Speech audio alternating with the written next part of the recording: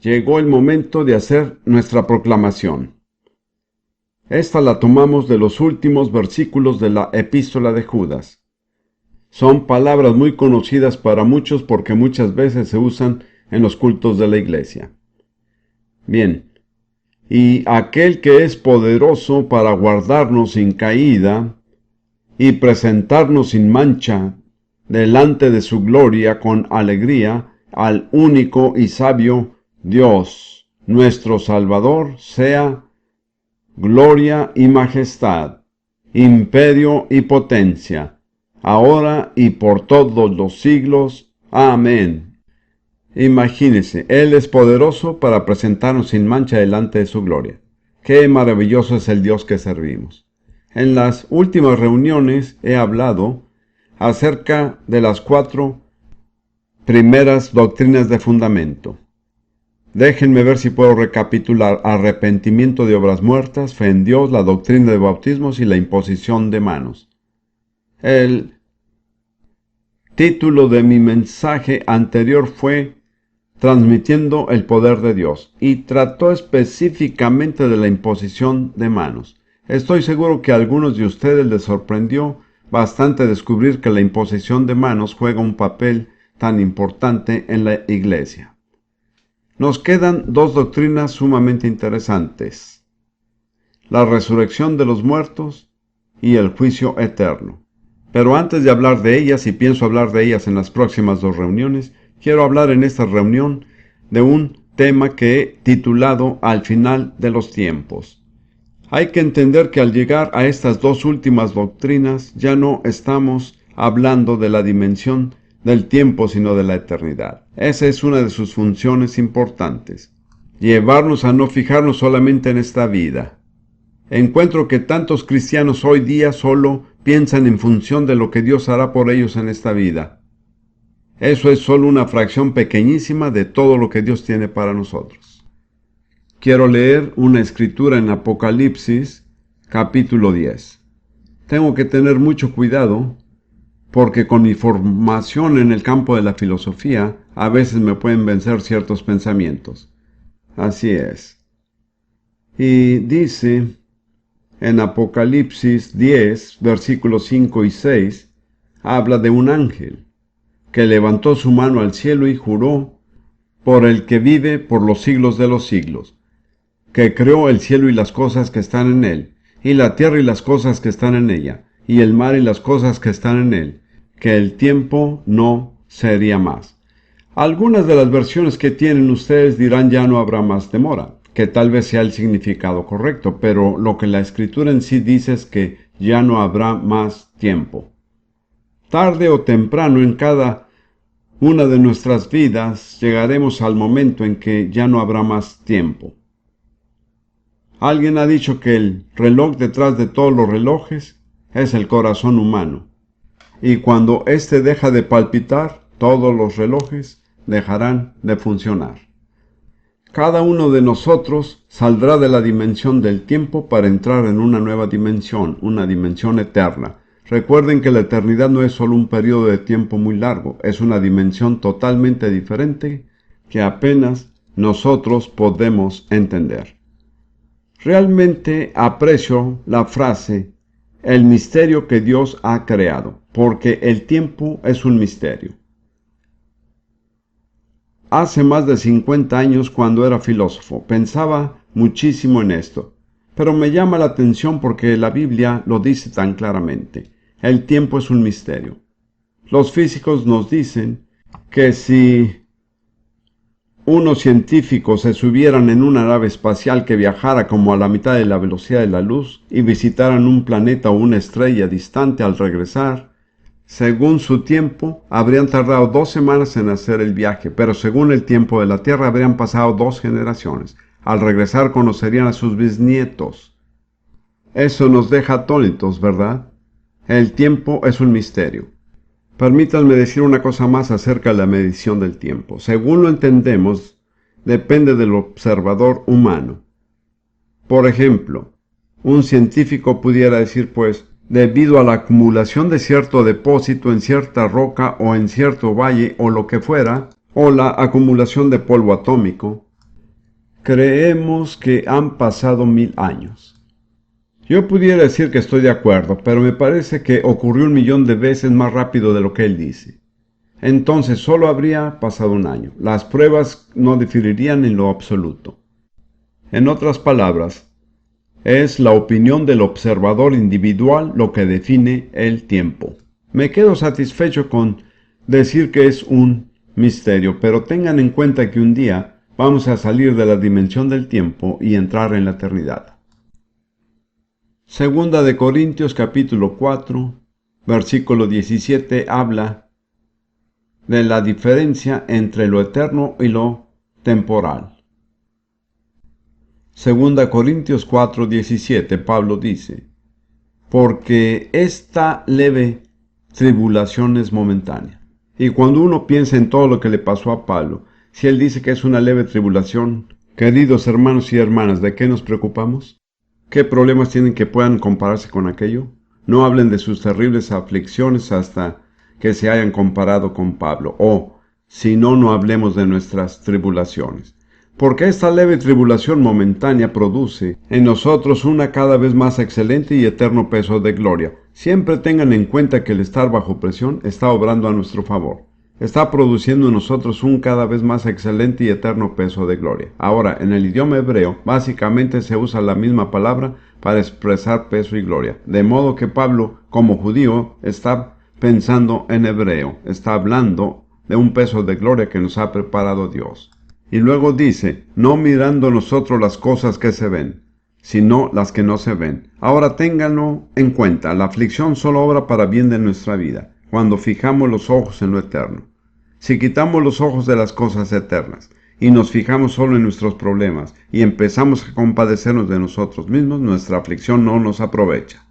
Solo obra a nuestro favor si hacemos esto, no mirando nosotros las cosas que se ven, sino las que no se ven. Pues las cosas que se ven son temporales, pero las que no se ven son eternas. De modo que Pablo nos presenta dos dimensiones diferentes: la dimensión de lo físico, de lo que es visible, material y temporal, y la dimensión de lo invisible, de lo que es espiritual y eterno. Y recuerden, todo lo que nos acontece en esta vida, estando en la dimensión del tiempo, es temporal. Vamos rumbo a algo que es eterno. Es muy importante recordar esto. Recientemente leí en un libro devocional que Rudy y yo leemos juntos una afirmación muy sencilla. Decía que vivimos en un mundo caído. Cuando lo leí me pareció verdad. Si somos sinceros y juzgamos objetivamente en el mundo que conocemos, hoy día hay mucho más desdicha que felicidad, mucha más contienda que paz, hay mucha más enfermedad que salud. No pintemos un cuadro muy bonito del mundo porque no es así. Vivimos en un mundo caído, un mundo que ha sido completamente estropeado y corrompido por el pecado. Ahí es donde nos encontramos. Gracias a Dios que nuestro destino final no es este mundo. Pablo dijo algo que realmente hizo una fuerte impresión en mí. En 1 Corintios capítulo 15, versículo 19. Me hace pensar en muchos cristianos que he conocido. Si en esta vida solamente esperamos en Cristo, somos los más dignos de conmiseración de todos los hombres. Mediten en esto un momento. Si todo lo que estamos esperando recibir de Cristo está en esta vida, somos los más dignos de conmiseración. Sin embargo, me encuentro con tantos cristianos que parecen estar completamente distraídos por lo que ocurre en esta vida.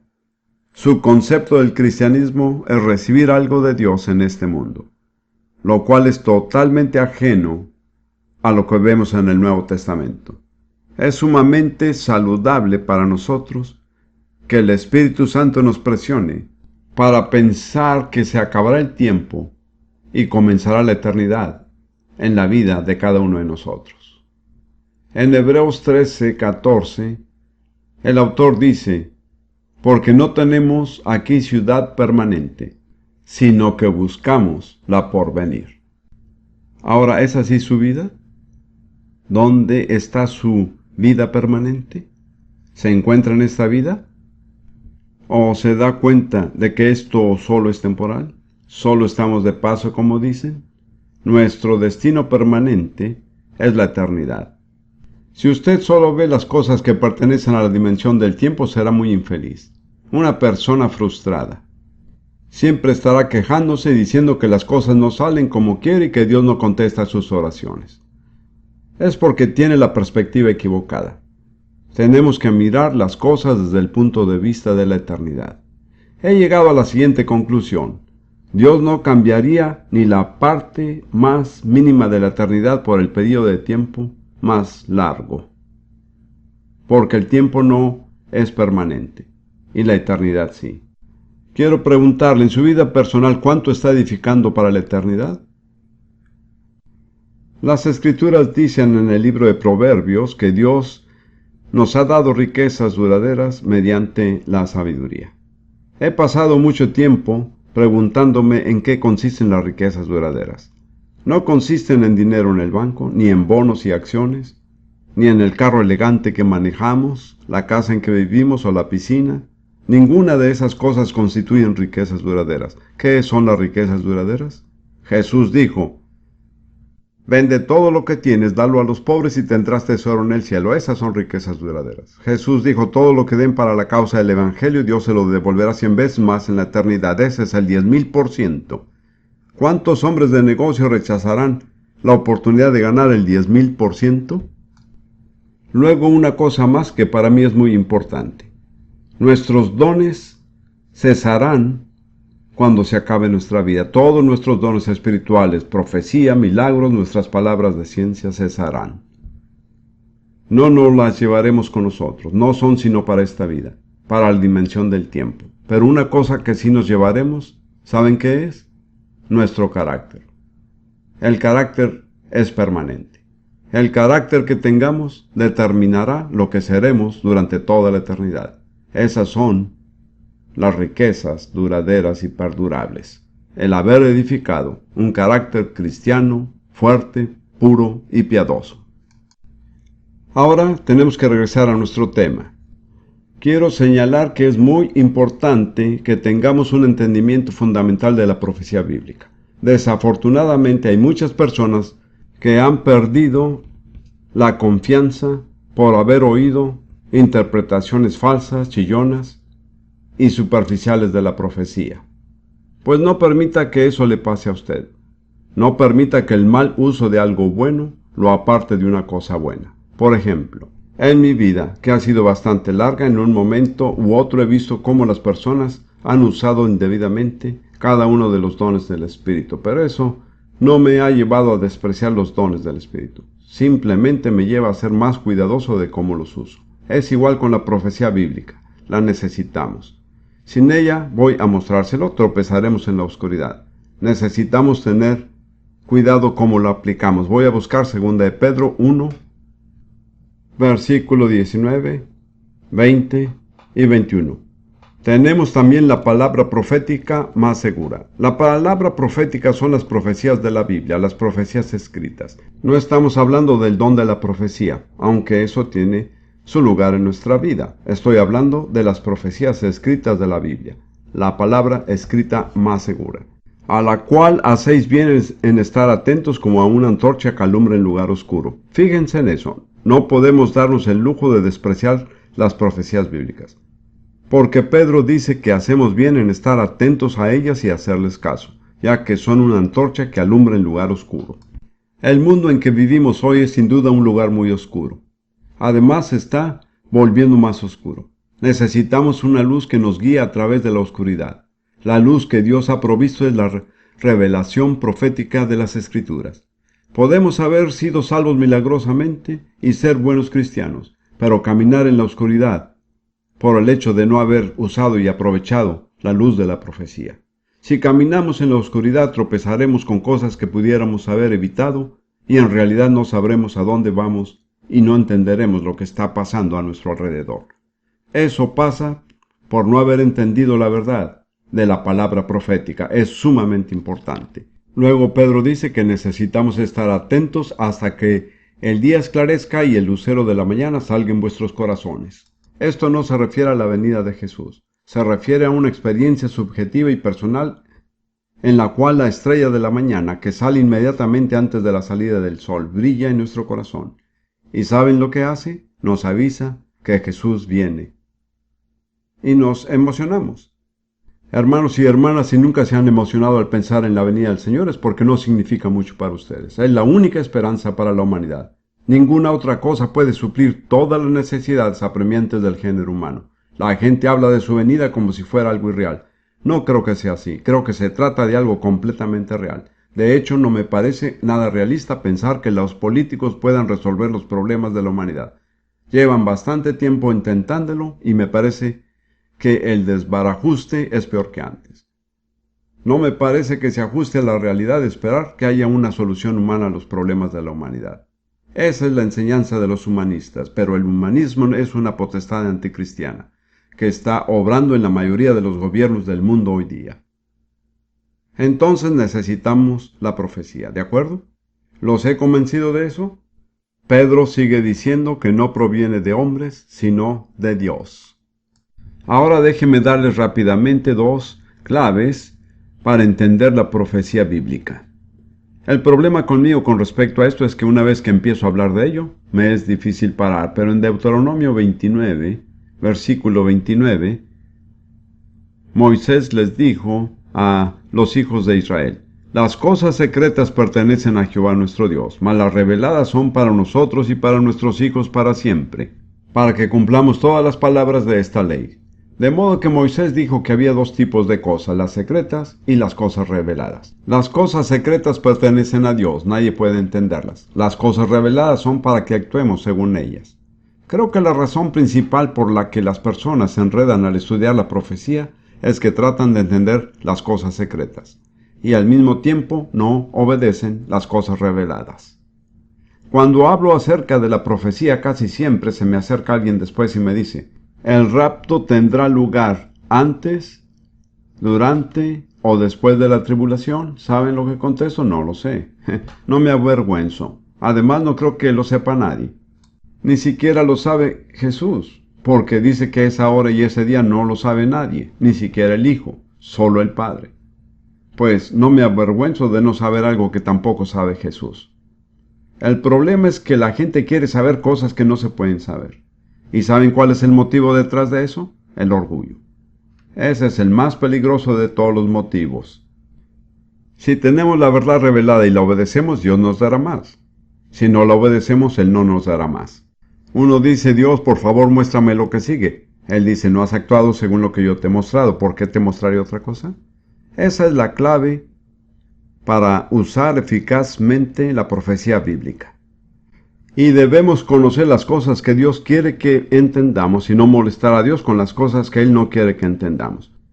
Y en segundo lugar, lo que Dios les revele, obedézcanlo. Actúen en eso. En mi opinión, hay una revelación clara de la profecía bíblica en Mateo 24:14. Y será predicado este evangelio del reino en todo el mundo, para testimonio a todas las naciones, y entonces vendrá el fin. Entonces, ¿cuándo vendrá el fin? Cuando este evangelio del reino haya sido predicado en todo el mundo como testimonio a todas las naciones. ¿A quién le corresponde este trabajo? A nosotros, me alegro que lo haya dicho. Si no estamos trabajando en eso, si no estamos obedeciendo esa revelación, ¿por qué Dios nos mostrará más? Pero si empezamos a trabajar en esto, si empezamos a dedicarnos de cualquier manera que sea conveniente a predicar el evangelio a todas las naciones, es sorprendente lo que nos mostrará Dios. Pero si no hemos actuado según esa revelación, ¿por qué ha de mostrarnos más? No lo hará. Ahora, vamos a mirar nuevamente un cuadro del final de los tiempos.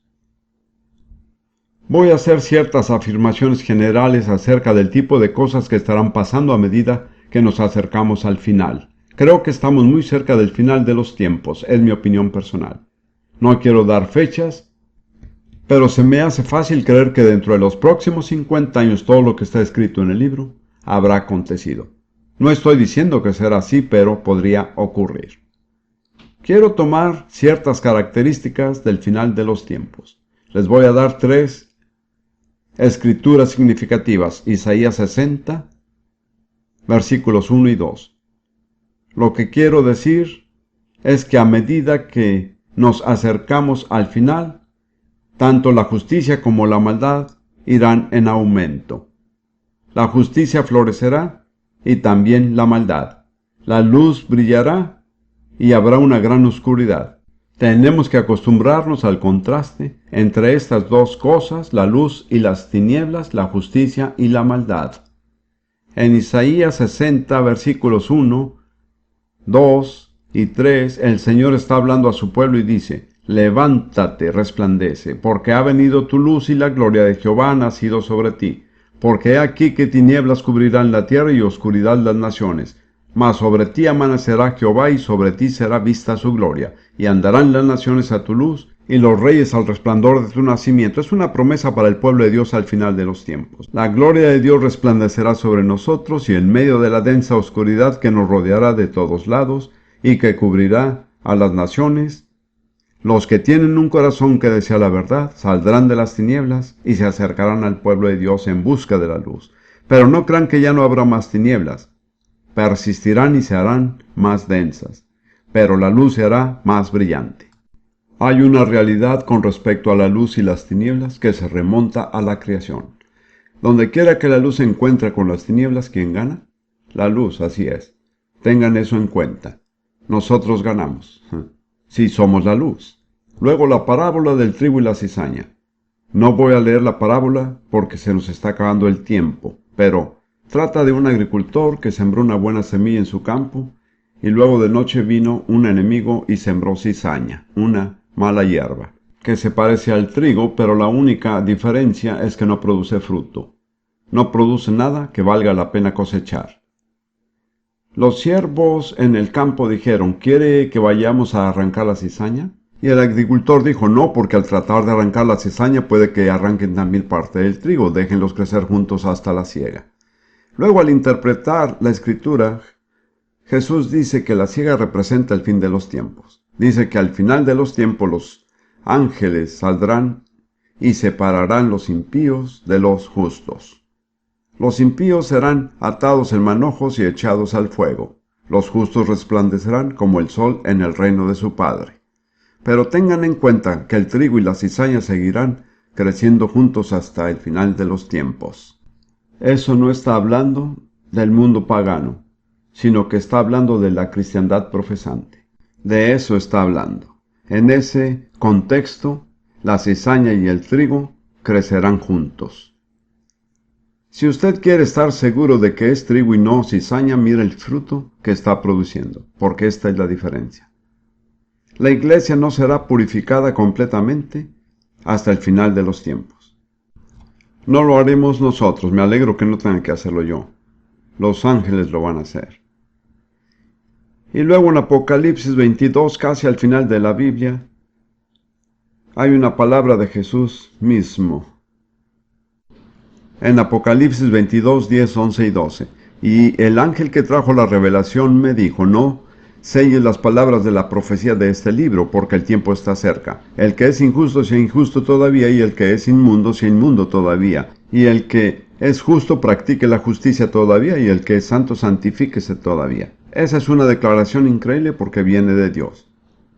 Dios está diciendo en efecto: si quieres ser injusto, adelante. No te queda mucho tiempo. Diviértete. Si quieres ser inmundo, sé aún más inmundo. Pero si eres justo, sé aún más justo. Si eres santo, sé aún más santo. Este es el momento de separación. Y luego Jesús dice inmediatamente: he aquí yo vengo pronto, y mi galardón conmigo para recompensar a cada uno según sea su obra. Esto es inmediatamente antes de la venida del Señor. Los impíos y los justos están juntos. Los impíos haciéndose más impíos y los justos haciéndose más justos. Si está en la luz espiritual es imposible quedarse parado. Uno no se puede mantenerse inmóvil. Hay que avanzar o retroceder. El libro de los Proverbios dice que la senda de los justos es como la luz de la aurora, que va en aumento hasta que el día es perfecto. El ser justo no implica estar inmóvil. Es una senda. Implica estar avanzando. Si estamos avanzando, la luz estará siendo más brillante cada día. Si estamos viviendo hoy, según la luz de ayer, estamos empezando a decaer. No estamos en la senda de los justos. Bien, esas son dos cosas.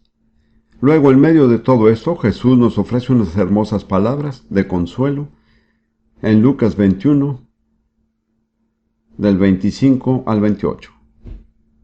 Lucas 21, 25 a 28, hablando del final de los tiempos, dice: Entonces habrá señales en el sol, en la luna y en las estrellas, y en la tierra angustia de las gentes, confundidas a causa del bramido del mar y de las olas, desfalleciendo los hombres por el temor y la expectación de las cosas que sobrevendrán en la tierra, porque las potencias de los cielos serán conmovidas. Toda la tierra será conmovida. Entonces verán al Hijo del Hombre, que vendrá en una nube con poder y gran gloria. Eso se refiere a la venida de Jesús. Eso es lo que él dice. Está hablando a sus discípulos. Cuando estas cosas comiencen a suceder, erguíos y levantad vuestra cabeza, porque vuestra redención está cerca. Entonces, ¿cómo hemos de reaccionar al ver toda esta confusión y todo este conflicto? ¿Hemos de deprimirnos y desanimarnos? ¿O hemos de decir, gloria a Dios, nuestra redención está muy cerca? Nuestra manera de reaccionar nos muestra dónde está nuestro corazón. Jesús habló de los dolores de parto, de una nueva era, y los describió en Mateo 24, tal vez lo miremos más adelante. Son muy desagradables. Nunca he dado a luz a un bebé, pero según entiendo, nunca es una experiencia fácil. Hay que sufrir dolores de parto. La pregunta es, ¿quiere usted tener el bebé? Si quiere el bebé, aguantará los dolores de parto. Sin dolores de parto no hay bebé. Usted podrá darse cuenta de su actitud según su manera de reaccionar. Si decimos que las cosas están empeorando, que esto es tan deprimente, me siento tan infeliz, ¿dónde está Dios? Que no veo que Él haga nada. Estamos rechazando los dolores de parto. En realidad lo que esto significa es que no estamos esperando el bebé. ¿Qué es el bebé? El advenimiento del reino de Dios en la tierra. No vendrá sin dolores de parto. Los dolores de parto están garantizados. Lo que tenemos que decidir es cómo responderemos a ellos. Mientras tanto, como he dicho, en todo esto la iglesia tiene una labor que completar. ¿Cuál es? No los oí. Proclamar el evangelio del reino a todas las naciones. Miremos los dolores de parto en Mateo 24, versículo 7. Porque se levantará nación contra nación, eso quiere decir etnos contra etnos, conflictos étnicos, y reino contra reino, y habrá pestes y hambres y terremotos en diferentes lugares, y todo esto será principio de dolores. ¿Se dan cuenta? Así que quiere el bebé, tiene que aguantar los dolores de parto, no hay alternativa. Y luego Jesús dice: entonces os entregarán a tribulación y os matarán y seréis aborrecidos de todas las gentes por causa de mi nombre. ¿Quiénes serán aborrecidos? No los oí, así es. El seréis aborrecidos se refiere a nosotros. Os entregarán, refiriéndose a nosotros, los cristianos. Seremos aborrecidos por todas las gentes por causa del nombre de Jesús. Versículo 10. Muchos tropezarán y se entregarán unos a otros, y unos a otros se aborrecerán. ¿Muchos qué? Muchos cristianos. Habrá demasiada presión y se darán por vencidos, y para salvar su pellejo traicionarán a otros creyentes. Esto ocurre en China, en la Unión Soviética, por 1 o 2 generaciones. Y no se limita a esos lugares, créanme. Versículo 11. Y muchos falsos profetas se levantarán y engañarán a muchos, créanme. El mundo está lleno de profetas falsos, y muchos de ellos están dentro de la iglesia. No ahondaremos en eso, solo lo digo para que mediten en ello. Y por haberse multiplicado la maldad, el amor de muchos se enfriará. ¿Vemos que la maldad se está multiplicando en el mundo hoy? ¿Sí o no? No creo que nadie pudiera decir que no. Jesús dijo se multiplicará la maldad, ¿y qué dijo Jesús que sería el resultado? El amor de muchos cristianos se enfriará. La palabra amor ahí es agape, la palabra que se usa para señalar el amor cristiano. De modo que por la presión que ejerce la maldad en el mundo, algunos de nosotros dejaremos que nuestro amor se enfríe. Muy bien. Ahora el próximo versículo es muy importante, versículo 13. Mas el que persevere hasta el fin, éste será salvo.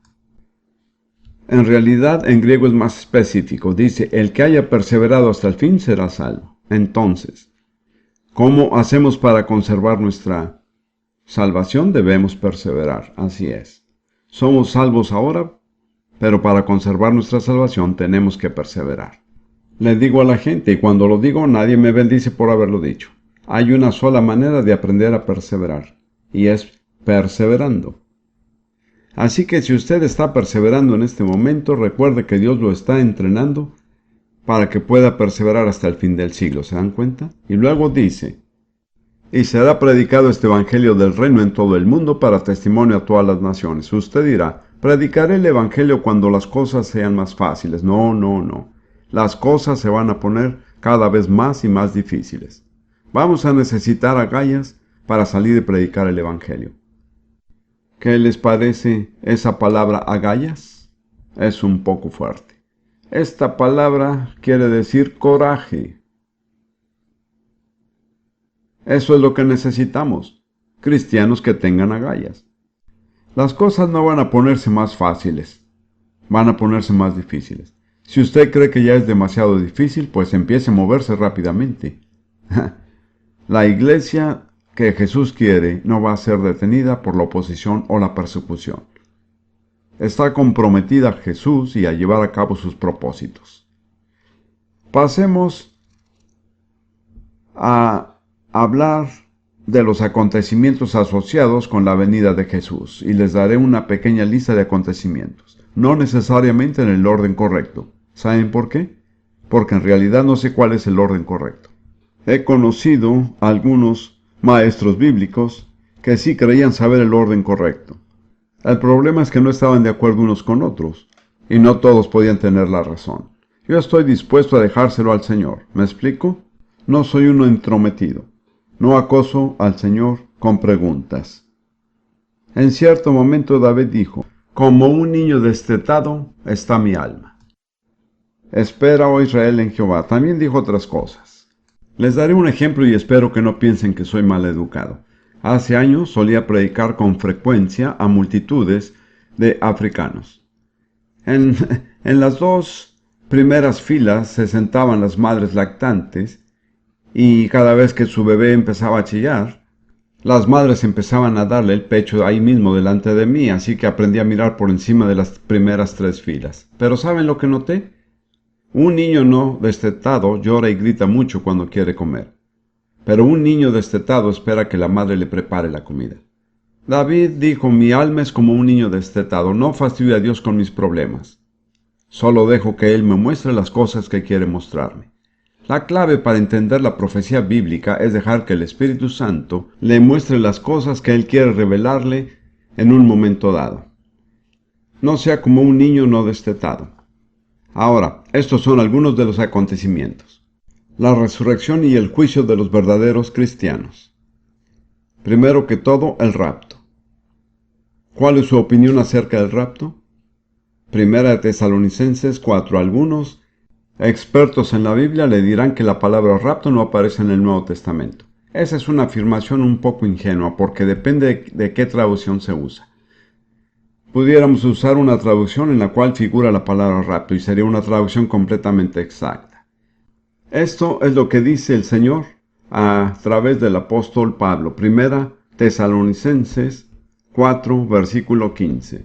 Por lo cual os decimos esto en palabra del Señor, que nosotros que vivimos, que habremos quedado hasta la venida del Señor, no precederemos a los que durmieron, los que han muerto. En otras palabras, el hecho de que estemos vivos cuando viene el Señor no quiere decir que lleguemos más rápido que los que han muerto. Al contrario, Pablo dice, porque el Señor mismo con voz de mando, con voz de arcángel y con trompeta de Dios.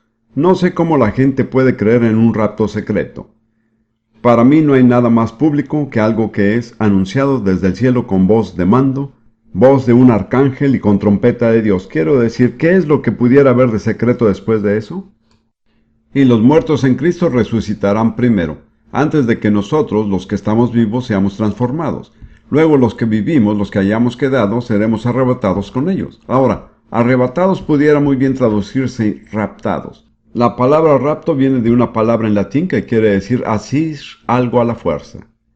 Y en griego se usa para hablar de un ladrón que entra en una casa y roba algo. Se usa de un lobo que entra en medio de las ovejas y toma una oveja del rebaño. Básicamente da a entender el hecho de agarrar algo repentinamente y por la fuerza. Así será el rapto. Jesús nos asirá, extenderá la mano y nos tomará repentinamente y por la fuerza. Hay una sola diferencia entre Jesús y el ladrón. ¿Saben cuál es? El ladrón toma lo que no le pertenece, Jesús solamente tomará a los que son de él, los que le pertenecen en el momento de su venida. Los que hayamos quedado seremos arrebatados. Pablo dice en otro lugar que seremos transformados en un momento, en un abrir y cerrar de ojos. Eso me parece muy emocionante. Si a usted no le parece emocionante, allá usted.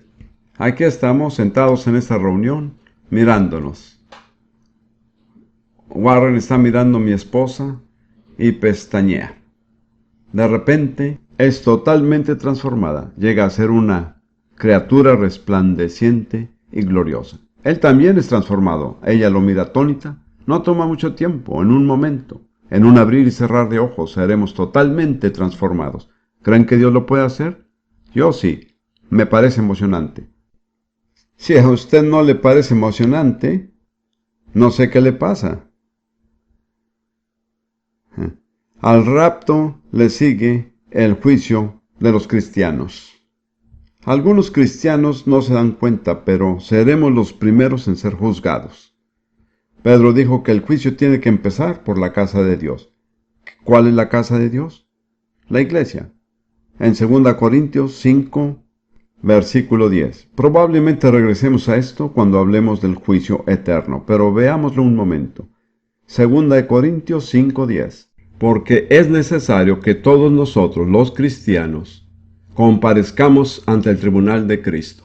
La palabra que se traduce comparecer quiere decir ser manifestados. Me parece una palabra aterradora. Todo lo que somos será revelado en su totalidad. No habrá secretos.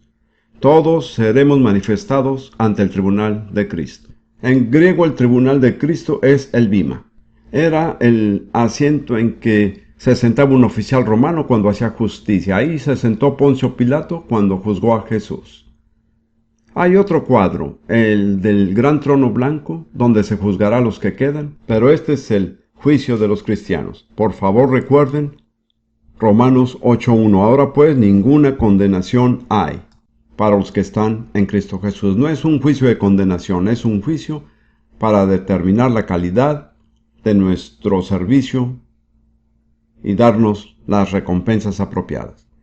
Pablo dice que es necesario que todos comparezcamos ante el tribunal de Cristo, para que cada uno reciba según lo que haya hecho mientras estaba en el cuerpo, sea bueno o sea malo. Noten que solo hay dos categorías, bueno o malo. Juan dice en su primera epístola que toda injusticia es pecado. Cualquier cosa que no es justicia es pecado. Es como si alguien le pidiera que explicara la palabra torcido. Yo lo haría de la siguiente manera, le mostraría una línea recta y le diría que toda línea que difiere de ella es torcida. Tal vez la diferencia sea de 1 grado, tal vez sean 90 grados, pero es una línea torcida. Así es con la injusticia. Toda injusticia es pecado. Todo lo que no es bueno es malo. No hay ningún terreno intermedio. Este es un engaño que el enemigo ha promovido dentro de la iglesia. Pues no estoy haciendo lo bueno, pero en realidad tampoco estoy haciendo lo malo. Esto es imposible. Es una cosa o la otra. Ese es el tribunal de Cristo. Luego llegamos a la derrota del anticristo y sus potestades. En 1 de Juan 4, Juan habla acerca del anticristo de 3 maneras: el espíritu del anticristo, muchos anticristos y el anticristo. El espíritu del anticristo es el espíritu que obra a través de cada anticristo. Ha habido muchos anticristos a partir del siglo II después de Cristo. Uno de los más importantes fue Bar Kokhba, quien dijo ser el Mesías, y guió al pueblo judío en la última insurrección en contra de Roma, que fue totalmente aplastada, y la nación entera fue muerta o llevada en cautiverio. Hubo otro llamado Shabbatí Despi, en el siglo XVII, quien dijo ser el Mesías y dijo que volvería a llevar al pueblo judío al Medio Oriente y lo plantaría en su propia tierra. Fue al Medio Oriente, fue arrestado por los turcos y se convirtió al Islam. Eso causó gran desilusión. La enciclopedia judía registra unos 40 falsos mesías que han venido al pueblo judío desde la época de Jesús. Jesús dijo: vendrán muchos en mi nombre, diciendo yo soy el Cristo, y a muchos engañarán. De modo que ha habido muchos anticristos y muchos en la iglesia. No necesitamos hablar muy específicamente de eso. Pero el anticristo no ha venido todavía. Personalmente creo que ya vemos su sombra sobre el escenario de la historia de la humanidad, pero él no ha aparecido. Será la personificación misma de la maldad y de todo lo que es satánico. Cuando él gobierne la humanidad por espacio de unos 3 años y medio, será el período más difícil en toda la historia de la humanidad. Dios lo permitirá, porque él le dice al género humano: pues han escogido. Miren lo que han escogido. Me han rechazado a mí y han rechazado a mi hijo. Y esta es la alternativa. Pues ahí lo tienen. ¿Se han dado cuenta de que Dios no enseña solo en teoría? No. Podemos decir: Señor, he aprendido ese principio. Está bien, dice Dios. Ahora vamos a ver cómo lo pones en práctica en tu vida. Así va a ser con la humanidad. Dios va a enseñarle la más terrible lección que jamás haya tenido que aprender. Por ejemplo, a Poncio Pilato le presentó al pueblo judío 2 hombres, Jesús y Barrabás. Barrabás era un criminal, un hombre violento, un agitador. Pilato dijo: ¿a cuál de estos 2 pongo en libertad? Y ellos dijeron: danos a Barrabás y crucifica a Jesús. Al final de los tiempos, el género humano hará algo parecido. Dirá: no queremos a este Cristo. Danos al líder que hemos escogido. Este hombre brillante, talentoso, que tiene poder para hacer milagros. Este es el que queremos. ¿Y saben lo que pasó? El pueblo judío recibió lo que pidió. También dijeron a Pilato: no tenemos más rey que César. Es increíble que el pueblo judío haya dicho eso. Y por 19 siglos han sido gobernados por los Césares y los Barrabases han sido puestos en libertad. Así ha sido en realidad la historia de los judíos. Lo mismo le va a pasar al género humano. Se nos dará lo que hayamos escogido. Los que escojamos a Jesús estaremos bajo su dominio. Los que rechacen a Jesús estarán bajo el dominio del anticristo. Tengo que seguir. Ahora, la derrota del anticristo. Apocalipsis 19, versículos 11 a 21. Aquí Jesús aparece desde el cielo montado en un caballo blanco. ¿Creen ustedes que hay caballos en el cielo? Yo sí, lo crean ustedes o no es asunto suyo. Y el que lo montaba se llamaba Fiel y Verdadero, y con justicia juzga y hace pelea. Fíjense que Jesús hace pelea. Sus ojos eran como llama de fuego y había en su cabeza muchas diademas, coronas reales. Y luego dice en el versículo 15: de su boca sale una espada aguda para herir con ella las naciones, y él las regirá con vara de hierro, y él pisa el lagar del vino del furor y de la ira del Dios Todopoderoso, y en su vestidura y en su muslo tiene escrito este nombre: Rey de Reyes y Señor de Señores. Aquí se manifiesta Jesús como el gobernante designado de Dios que viene a encargarse de los malignos. Y luego dice un poco más adelante en ese capítulo, versículo 19, 20 y 21. Y vi a la bestia, es decir, al anticristo. Es bastante interesante. Apocalipsis, el último libro de la Biblia, tiene 2 personajes que están en oposición uno al otro. Uno es el Cordero, el otro la bestia. El Cordero es Jesús, la bestia es el anticristo. La palabra el Cordero aparece 28 veces en el libro de Apocalipsis. La bestia aparece 33 veces refiriéndose al anticristo. Este es el conflicto que surgirá al final de los tiempos. Es entre el Cordero y la bestia.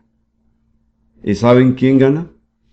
El Cordero, así es. Es una lección para nosotros, porque no ganamos mediante la violencia, ni mediante el odio, ni mediante la fuerza bruta. Ganamos cuando entregamos nuestra vida como Jesús. Recuerdan que en el capítulo 5 de Apocalipsis, Juan estaba llorando porque no había nadie que abriera el libro. Uno de los ancianos dijo: no llores, todo está bien. El león de la tribu de Judá ha vencido. Recuerden, queridos hermanos, que Jesús sigue siendo el león de la tribu de Judá. ¿Saben qué designación nos viene de la palabra Judá? Judío. Así que él todavía es judío. No se hizo judío solo por 33 años. Se identificó con la tribu de Judá por toda la eternidad. Al tratar con los judíos, recuerden que están tratando con los hermanos de Jesús. Más vale que tengan cuidado. Y vi a la bestia, a los reyes de la tierra y a sus ejércitos reunidos para guerrear contra el que montaba el caballo y contra su ejército. Y la bestia fue apresada, y con ella el falso profeta que había hecho delante de ella las señales con las cuales había engañado a los que recibieron la marca de la bestia y habían adorado su imagen. Estos dos fueron lanzados vivos dentro de un lago de fuego que arde con azufre, y los demás fueron muertos con la espada que salía de la boca del que montaba el caballo, y todas las aves se saciaron de las carnes de ellos. Ese es el sistema divino de recolección de basura. Son las aves. Ellas limpian todo. Solo dejan huesos limpios. Encontrarán en Ezequiel que tienen un sistema de enterrar aquellos huesos. No vamos a entrar en detalles. Todo eso viene más adelante. Ahora, en medio de todo esto está Israel, el pueblo judío, que ha sido desplazado del centro de la historia por 19 siglos, y está volviendo a retomar el centro de la historia. No sé si lo habrán notado, hoy día Israel es una nación muy pequeña, es más pequeña que el país de Gales, más pequeña que el estado de New Hampshire. Allí hay unos 4 millones de judíos y alrededor de 1 millón de no judíos. Sin embargo, está en las noticias casi todos los días, aquí aún en Nueva Zelanda. Rudy y yo hemos notado que casi no pasa ni un día sin que haya un reportaje de Israel. ¿Saben por qué? Porque Israel está retomando el centro del escenario para la culminación de esta era. Ahí estará cuando venga la consumación final.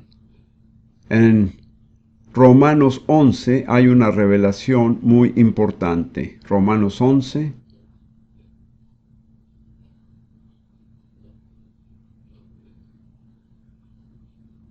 Versículos 25 y 26. Pablo dirige estas palabras a cristianos de origen gentil, es decir, no ser judío. ¿Cuántos de ustedes saben que la mayoría de ustedes son gentiles? Yo soy gentil, Warren es gentil, Ruth es judía, pero está en la minoría. Los no cristianos son paganos, pero los no judíos son gentiles. Eso es difícil de entender para algunas personas. Pablo está escribiéndoles a cristianos de origen gentil, y esto es lo que dice en Romanos 11:25. Porque no quiero, hermanos, que ignoréis este misterio, este secreto que Dios viene guardando, para que no seáis arrogantes en cuanto a vosotros mismos, no se envanezcan, no tengan más alto concepto de sí que el que deben tener. ¿Cuál es el misterio? Que ha acontecido a Israel endurecimiento en parte hasta que haya entrado la plenitud de los gentiles. Noten que es un endurecimiento en parte. El pueblo judío nunca ha sido endurecido en su totalidad. Siempre ha habido judíos en cada generación que creían en Jesús. A veces era una minoría muy pequeña. Pero ha acontecido a Israel endurecimiento en parte, no para siempre, sino por un tiempo. ¿Hasta qué? Hasta que haya entrado la plenitud de los gentiles. Hasta que la iglesia haya hecho su labor y haya proclamado este evangelio del reino a todas las naciones. Y mientras tanto, el Señor ha empezado a recoger la siega de los gentiles. Yo creo que la siega más grande que la iglesia jamás ha visto está todavía por venir. Creo que millones de personas van a entrar al reino de Dios. Pero tengan en cuenta que es una preparación para la restauración de Israel. Y luego Pablo sigue diciendo en el versículo 26, y luego todo Israel será salvo. Israel es la única nación de que la Biblia predice que toda la nación será salva. No dice toda Nueva Zelanda, ni Gran Bretaña, ni todos los Estados Unidos, ni toda Rusia, sino que todo Israel será salvo. Por otra parte, hay que tener en cuenta que todo Israel no quiere decir todos los habitantes de Israel que estén vivos hoy. Porque en Romanos 9, versículo 27, Pablo cita a Isaías y dice: si fuera el número de los hijos de Israel como la arena del mar, tan solo el remanente será salvo. El remanente es aquel que Dios ha conocido desde antes y escogido para sí. De modo que no son todos los judíos que estén vivos en la nación de Israel en la actualidad, sino el remanente que Dios hará pasar por gran tribulación y sufrimiento y grandes pruebas a fin de hacer lo suyo. Entonces vendrá Jesús juzgando a las naciones gentiles. Joel 3, versículos 1 y 2 nos pinta un cuadro de esto. Es sumamente importante que nosotros los no judíos entendamos esto. Joel 3, versículos 1 y 2. Porque he aquí que en aquellos días y en aquel tiempo, está hablando de Dios, en que haré volver la cautividad, es decir, el exilio de Judá y de Jerusalén, en otras palabras, en los días que estamos viviendo, en que Dios está haciendo volver a su propia tierra exiliados judíos de más de 100 naciones. Dios dice: reuniré a todas las naciones, naciones gentiles, y las haré descender al valle de Josafat. Josafat en hebreo quiere decir el Señor juzga. Y allí entraré en juicio con ellas a causa de mi pueblo y de Israel mi heredad, a quien ellas esparcieron entre las naciones y repartieron mi tierra. Esto es algo sumamente importante que necesitamos entender. Dios va a juzgar a las naciones en base a cómo hayan tratado al pueblo judío. Y en particular va a juzgarlas por haber hecho una cosa, por haber dividido su tierra. ¿Cuál es la palabra política para decir dividir? Repartir. Eso es precisamente lo que han hecho las naciones y lo que están intentando hacer ahora mismo. Dios está enojado con ellas. Los que amamos a nuestra nación necesitamos estar orando fervientemente que nuestra nación no tome una posición contraria a los propósitos de Dios. No dice allí que serán juzgados los judíos. Mi opinión personal es que los judíos ya habrán pasado por su propio juicio, la gran tribulación. Hace años alguien dijo algo que vale la pena considerar. Dios bendice a los judíos directamente y bendice a los gentiles por medio de los judíos. Dios juzga a los gentiles directamente y juzga a los judíos por medio de los gentiles. Creo que la historia lo ha comprobado vez tras vez. De modo que Israel pasará por su juicio en la gran tribulación.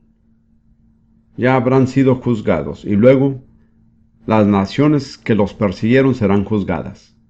En Mateo 25 Jesús dice, me parece que debo leer esas palabras porque es tan claro que se trata de Joel 3 en el Nuevo Testamento. Mateo 25.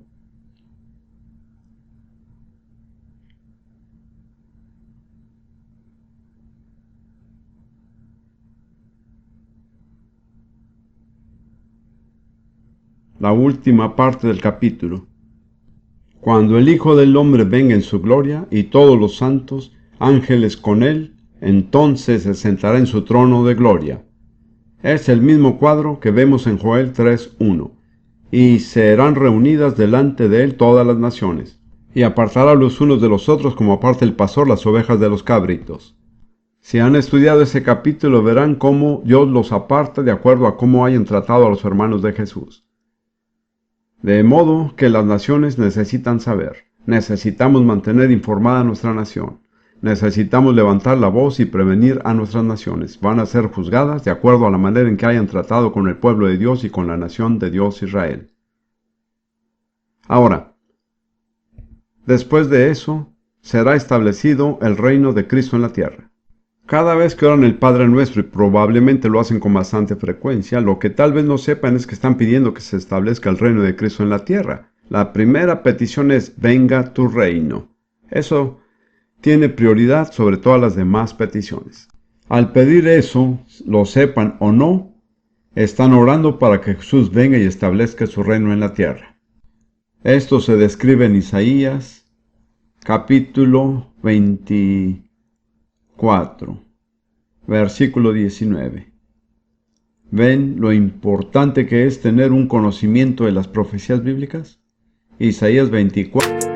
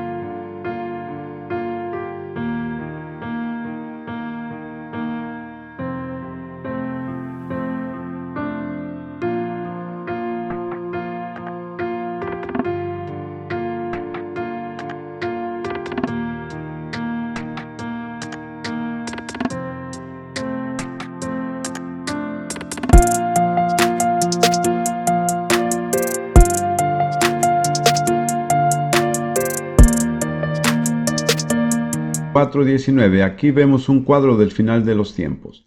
Se repite lo mismo muchas veces en Apocalipsis. Este es el cuadro. Será quebrantado del todo la tierra, enteramente desmenuzada será la tierra, en gran manera será la tierra conmovida, temblará la tierra como un ebrio, y será removida como una choza, y se agravará sobre ella su pecado, y caerá, y nunca más se levantará. Se trata de la tierra, el planeta en que vivimos. Acontecerá en aquel día que Jehová castigará al ejército de los cielos en lo alto, y a los reyes de la tierra sobre la tierra. El Señor se enfrentará a dos reinos, al de Satanás en los lugares celestiales, y al del hombre en la tierra. Castigará a los que rehúsen someterse a su gobierno justo, encarnado en la persona de Jesús. Y serán amontonados como se amontona los encarcelados en mazmorra, y en prisión quedarán encerrados, y serán castigados después de muchos días. Me gusta este versículo. Es el punto culminante. La luna se avergonzará y el sol se confundirá. Cuando Jehová de los ejércitos reine en el monte de Sión y en Jerusalén, y delante de sus ancianos sea glorioso.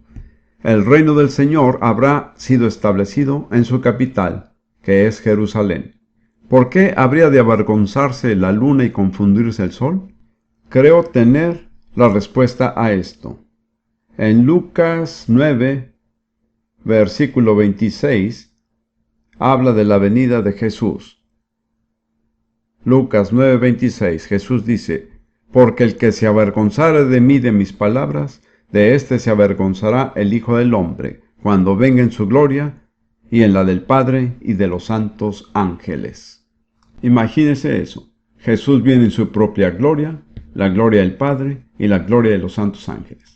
El resplandor de esa gloria es algo que no podemos ni empezar a imaginar, y sin embargo no nos dañará los ojos. Pero el sol y la luna tendrán que quedar en segundo plano y decir: la luz que ofrecemos no es nada comparada con la que viene con Jesús. Por eso es que se avergonzarán. Tengo que seguir rápidamente.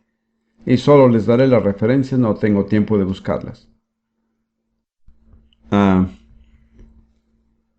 Lo que pasará después es que Jesús establecerá su reino por 1000 años.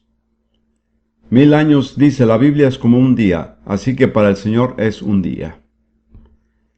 Luego Satanás será soltado de la cárcel brevemente y saldrá a provocar rebeldía en las naciones, lo cual es su misión. El Señor intervendrá y traerá juicio final sobre las naciones, y Satanás será echado al lago de fuego, donde ya se encuentran el anticristo y el falso profeta.